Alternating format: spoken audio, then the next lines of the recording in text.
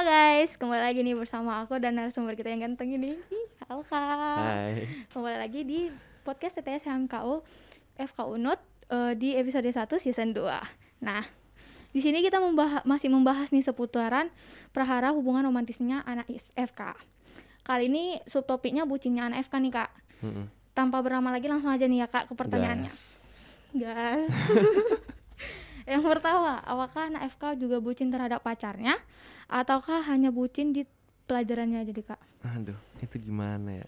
Itu balik lagi ke orangnya nggak sih? Kayak maksudnya gini loh. Apa ya? Sebenarnya pelajaran nggak bisa dibilang sebagai bucin ke pelajaran ya, karena kayak emang dituntut wajib gitu. Karena kita harus lulus. Kalau nggak lulus kita nggak bisa lanjutin pacaran, nggak bisa nikah, nggak punya penghasilan, nggak bisa nikah. Susah kan? Jadi kayak sebenarnya lebih ke gimana caranya kita nyimbangin gitu. Cuma masalahnya nyiimbanginnya itu loh. Susah banget. Bucinnya anak FK tuh kayak kita kadang apalagi kalau misalnya beda angkatan ya. Kalau misalnya kita seangkatan nih, kita seangkatan itu kan kita ngerti aktivitas masing-masing. Iya. Seangkatan dan seprodi ya. Iya, Seangkatan dan seprodi. seprodi itu enak banget gitu. Enak. Apalagi kalau misalnya se-SGD. Jadi ngaturnya mungkin lebih gampang, kayak entah bisa belajar bareng atau gimana gitu. Tapi kalau misalnya udah beda prodi, udah beda lagi kan sistemnya. Karena kan di FK kan kita makinnya sistem blok kan, yang lain kan udah SKS. Itu. Terus kalau misalnya pacarannya sama yang adik tingkat atau yang kakak tingkat gitu.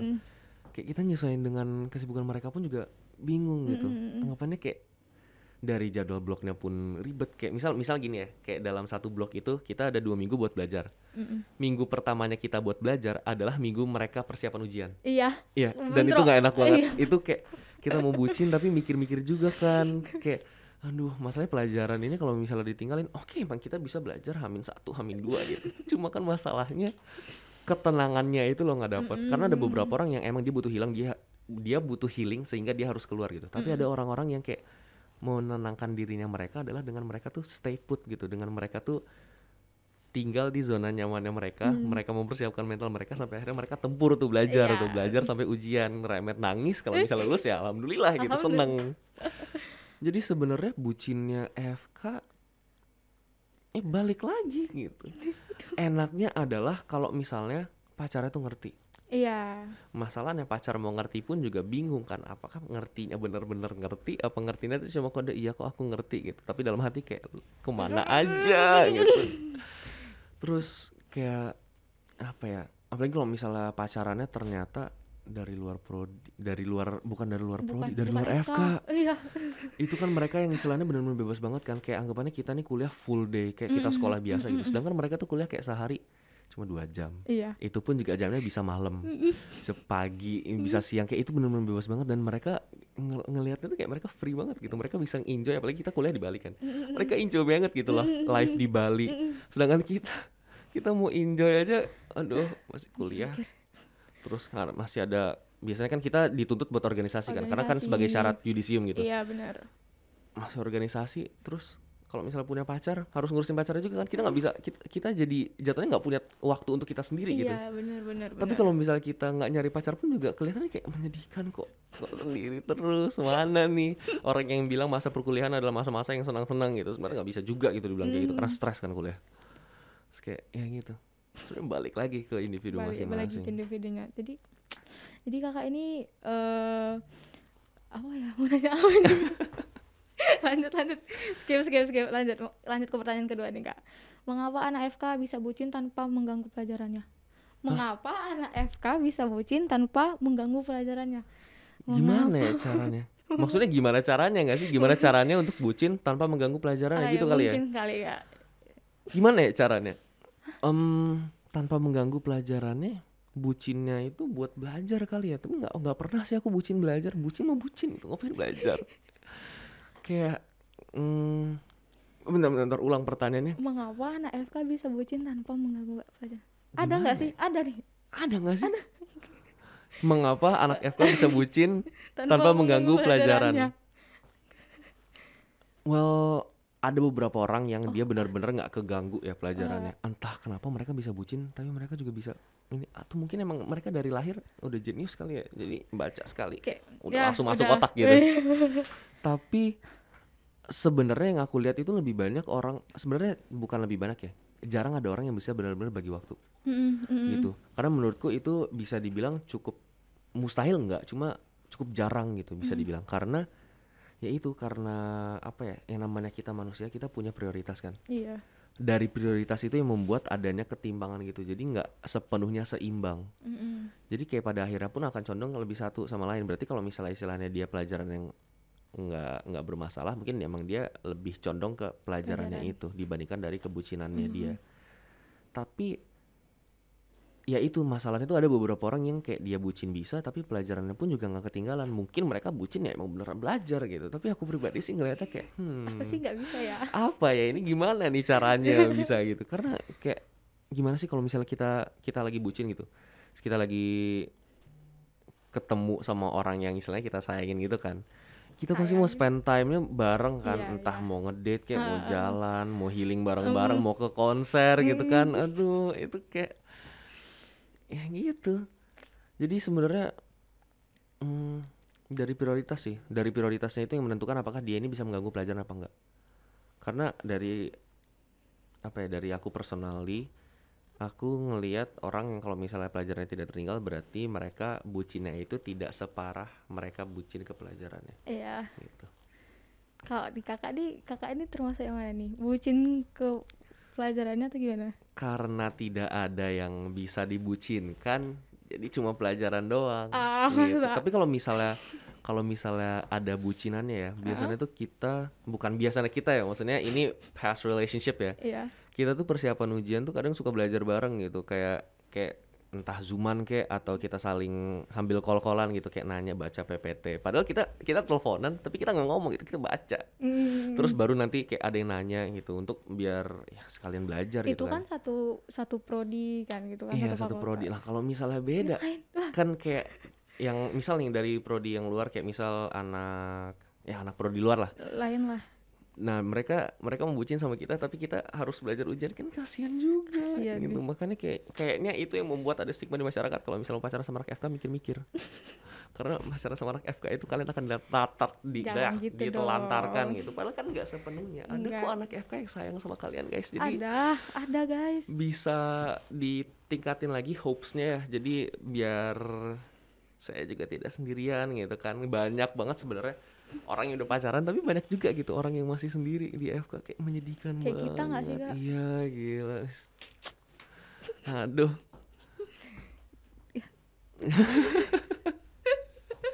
Si paling jomblo.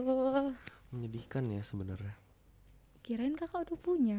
Nggak tahu kenapa nggak punya juga, bingung saya. Aku nggak percaya sih kalau misalnya kakak nggak punya. Masalahnya bener-bener Serius. nggak ada gitu, asli. Main dating app pun juga nggak ketemu gitu. Aku nggak percaya, serius. entah Aku nggak entah percaya. standarnya terlalu tinggi atau Waduh. gimana, pokoknya ini nggak match gitu.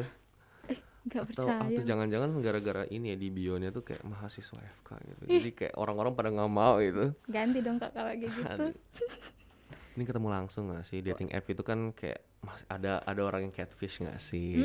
Jadi kayak kita, tapi dating app kita boleh main dating app tapi kita ketemu dulu baru kita ngelanjutin. Jadi kita jangan terlalu Jangan banyak serius, chatannya, jangan mungkin serius langsung ketemu dulu kali ya. Ketemu kita ngelihat cara dia ngomong gimana, cara dia bersikap mengatasi masalah, cara dia nge-treat orang lain. Kayak misal kita ketemuan di sebuah restoran gitu. Di restoran kita makan, gimana cara dia ngomong ke pelayannya, kayak ke waitersnya gitu, kayak apakah dia sopan apa enggak. Mungkin dari situ kita udah bisa nilai kayak, oh kalau misalnya dia nggak sesuai, ya udah nggak usah ghosting ya. Wah, jangan udah ghosting. nih. Cuma Parah nih kakak. diberi kejelasan kenapa kita tidak cocok gitu. Emang kakak ini tipe yang ngeghosting atau memberi kejelasan gitu kak? Gimana? Apa ya? Ciri-ciri ghosting Kalau sih misalnya ngeghosting tuh nggak ada kejelasan nggak sih? ini. Kayak kasihin aja. Kayak maksudnya kita coba kita jadi apa ya, kita jadi mereka gitu.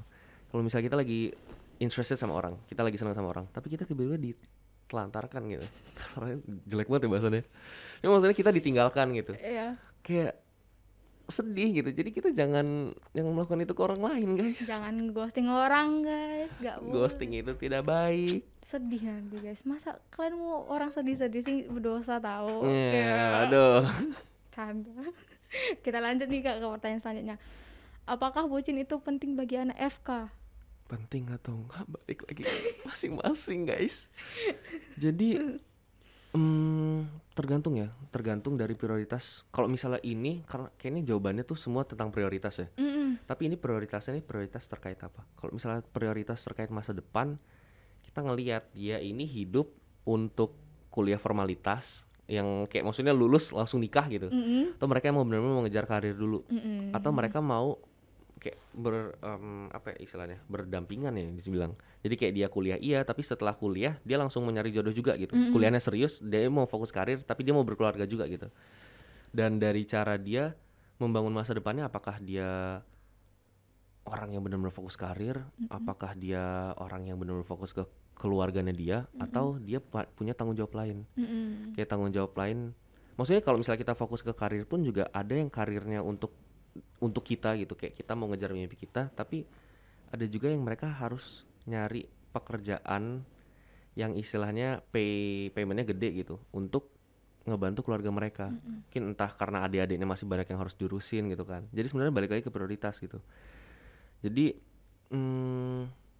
bucin penting apa enggak kan ya? Tergantung. Ya tergantung. Lagian manusia kan nggak bisa sendiri juga nggak Iya, sih, manusia itu nggak Kak? bisa sendiri juga. Tapi entah kenapa kayak sekarang nih banyak gitu orang-orang yang tidak tertarik untuk menikah. Mungkin mereka habis keluar dari toxic relationship kali ya. Waduh. Jadi apa ya? Karena sebenarnya toxic relationship kalau misalnya kita ada di dalam itu, pas kita keluar tuh kita nggak tahu ya, ini aku tahu dari temanku dan aku ngelihat dari scrolling TikTok juga gitu kan. Kayak kalau misalnya kita keluar dari toxic relationship, harapan kita tuh kayak misal nih kita udah keluar dari toxic relationship terus kita gabung lagi ke relationship yang baru gitu. Pas kita gabung ke relationship yang baru dan itu adalah relationship yang istilahnya healthy, kita tuh ngerasa aneh gitu. Kayak kita mulai skeptis terus akhirnya overthinking sendiri, akhirnya malah it doesn't end up well gitu. Malah jadi Toxic. jelek sendiri. Jadi sebenarnya kita pun juga harus apa ya, lebih selektif bisa Kalau dibilang. misalnya habis dari toxic, lebih bagus istirahat dulu. Lebih baik istirahat dulu, tapi kadang istirahatnya pun juga lama gak sih? Iya. Karena tergantung dari intensitas si toksiknya ini gitu. Kalau misalnya bener-bener yang capek banget, yang sampai ngedrain energinya banget gitu, sampai bertahun-tahun misalnya, sampai dia sayang banget sama pasangannya, tapi dia nggak mendapatkan feedback yang sama, kayak istilahnya ya tadi ditelantarkan gitu, ditelantarkan tapi masih dalam hubungan yang ini. Ketika kita mau nge-end, kayak misal kayak pasanganku dia tuh toksik gitu, terus aku mau nge-end, tiba-tiba dia datang, terus dia jadi orang yang kayak yang bener-bener apa ya, membuat suasana hati tuh benar-benar jadi senang banget gitu. Terus akhirnya kita mikir lagi, aduh, jadi di end apa enggak ya? Terus akhirnya kita juga bingung sendiri. Akhirnya kayak cycle-nya gitu terus. Terus udah kayak gitu cerita ke temennya udah ngasih tahu saran temennya kan dengerin gitu kan. Percuma. Kakak ini membicarakan diri kakak orang lain atau gimana? Soalnya aku kayaknya ngaca nih di itu cerita kakak. Ada orang lain, ada diri sendiri, ada banyak sih sebenarnya, karena toxic relationship it's more common than you think gitu. Kayak hal-hal yang kecil yang kita mikir kayak itu nggak common, it turns out itu se-common itu gitu.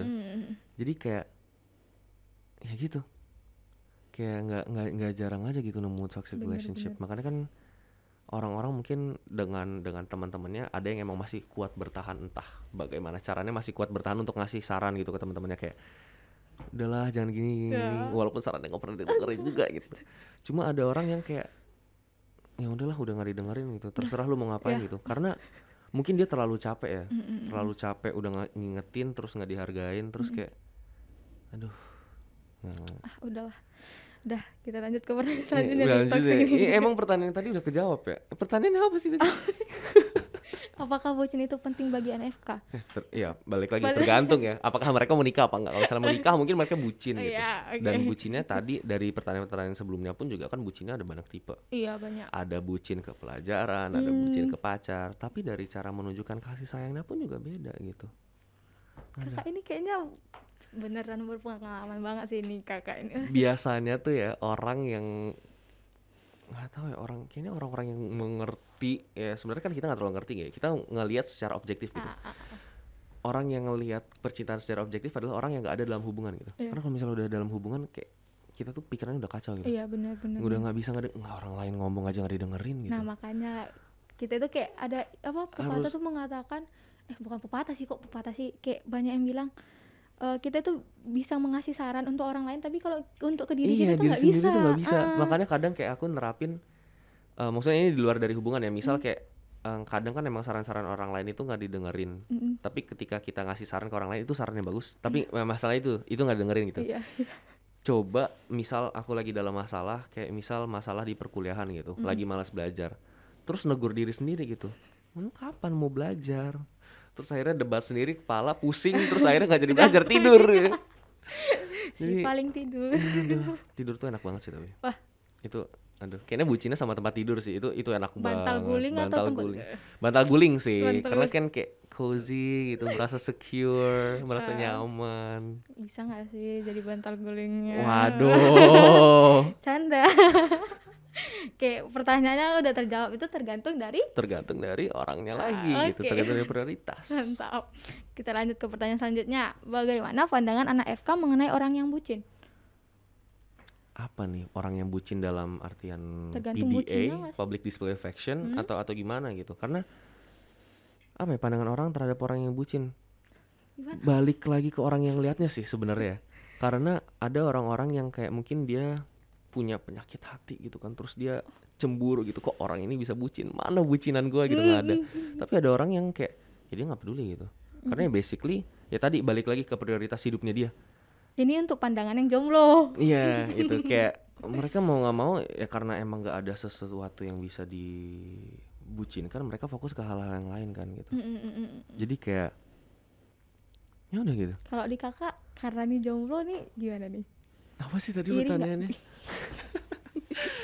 Bagaimana Iri apa enggak? pandangan anak FK, Kak? Apa ya pandangan anak FK ke orang yang bucin? Sebenarnya kayak kita pengen gitu. Aku pribadi pengen Aku gitu. Aku juga. pengen bucin, cuma ngelihat dari situasi yang sekarang kita bener-bener dihantam banget sama materi-materi kan. Kayak belum nanti harus OSCE. Iya, bener. Belum nanti semester akhir ada OSCE kompre. Belum nanti pas koas. Belum nanti habis koas ada UKM PPD. Belum internship lagi. Kayak pengen sih bucin, pengen ngelihat orang lain tuh kayak kadang ada sih yang kayak pengen bucin kayak mereka gitu, tapi ada juga yang kayak apaan sih gitu. Iya. Freak banget gitu. Cuma kalau misalnya orang-orang yang kayak yang kita ngelihat kayak pengen dong bucin gitu, itu ya dihantam dengan fakta bahwa kita punya kesibukan yang mungkin masalahnya dari kita pribadi gitu ya, kita kurang bisa membagi waktu gitu, lebih ngatur waktunya itu masih kurang. Tapi ya sebenarnya dari aku pribadi pengen gitu, cuma nggak bisa dengan kondisi yang sekarang, nggak bisa. Itu dari kakak aja sih, Kak, ya. Itu dari aku doang. Yang Tapi lain kalau misalnya beda dari yang lagi. lain pun iya, karena basically hal-hal tentang percintaan itu adalah hal-hal yang sifatnya tuh tergantung sama orang tersebut gitu. Karena yang menjalankan percintaannya kan dia. Gitu. Kalau pandangan orang lain, ya pandangan orang lain kan dari dia. Jadi pasti akan tergantung dari pandangan orang lain tersebut gitu. Jadi emang nggak ada pakemnya kayak jalan yang benar apa enggak gitu. Kayak misal cinta yang paling sehat adalah kayak gini. Kalau misalnya orang ngelihat dari itu adalah kayak lebih aneh, kayak misal ada orang yang berpikiran kalau misalnya cinta adalah orang yang rela menghabiskan waktunya sampai mau rela sleep callan gitu. Tapi ada orang yang pandangan mereka terhadap cinta adalah mereka tuh mengerti satu sama lain. Jadi mengerti satu sama lainnya itu adalah kita nggak mengganggu aktivitas dia gitu. Itu jarang sih terjadi. Itu jarang sih terjadi. Jarang Cuma banget. maksudnya kalau misalnya terjadi kan itu keren banget gitu, seneng gitu. Karena kalau misalnya FK kayaknya yang kita butuhin adalah untuk dimengerti deh. Karena kita pasti sibuk banget kan. Nih, kok ini guys, Jadi udah kayak dimengerti nih anak harus FK. dimengerti guys, anak FK tuh capek. Belum kayak kita habis kuliah, baru kuliah habis lecture gitu ya. Terus kita pulang ketemu keluarga, ditanyain obat gitu kayak. Mohon maaf, saya belajar hanya formalitas mungkin ya. Jangan sampai sih ya, jangan sampai formalitas doang. Cuma maksudnya kayak udah ada tekanan sendiri gitu, kayak kita udah punya pressure dari kita pengen lulus, kita pengen ngebanggain orang tua, kita nggak mau jelek di antara teman-teman yang lain gitu misalnya. Jadi sebenarnya kita cuma butuh dimengerti. Jangan itu ya guys. Pokoknya Itu harus mengerti gitu. not untuk yang pingin pacaran sama anak FK sih. Iya, itu Mengerti. gitu guys. Tapi sebenarnya nggak FK doang nggak sih? Iya sih. Iya sih. Pokoknya intinya tuh kalau misalnya kalian menjalankan hubungan, Saling mengerti kan. iya, saling mengerti. Kalian tuh nggak ngejalanin itu tuh sendiri doang. Kayak kalian emang kalian punya struggle, tapi pasangan kalian pun juga punya struggle gitu. Jadi cobalah mengerti apa yang sedang alamin gitu. Dan kita pun juga jangan egois, pengen mereka ngerti kita terus. Jangan kayak apa ya istilahnya, kan sekarang kan banyak banget kan orang kode-kode gitu. Kalau misalnya emang kita punya punya masalah kayak kita ngerasa nggak enak yang mulai mempertanyakan, Mm-mm. tanyain aja. Kalau Mm-mm. misalnya emang dia beneran sesayang itu, bukankah seharusnya dia memberikan jawaban yang benar gitu? Anggapannya benarnya kayak maksudnya membuat kita tuh nyaman gitu anggapannya. Itu nggak sih? Bener. Karena kalau misalnya kita kode-kode terus misal kayak cowoknya ngode ke ceweknya gitu, ceweknya nggak ngerti, cowoknya marah sendiri, terus akhirnya stres sendiri kan. Kayak intinya kode it's a good thing sometimes, tapi Sometimes.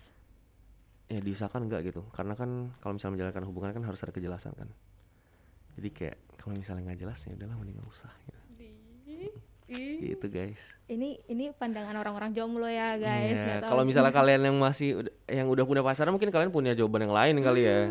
Kayak jawaban yang lebih Wow gitu. ngarah ke bucin sih ya sebenarnya kalau aku mikir. Kita kan Biasa kan iri sama orang bucin kan, pengen gitu punya bucinan. pingin.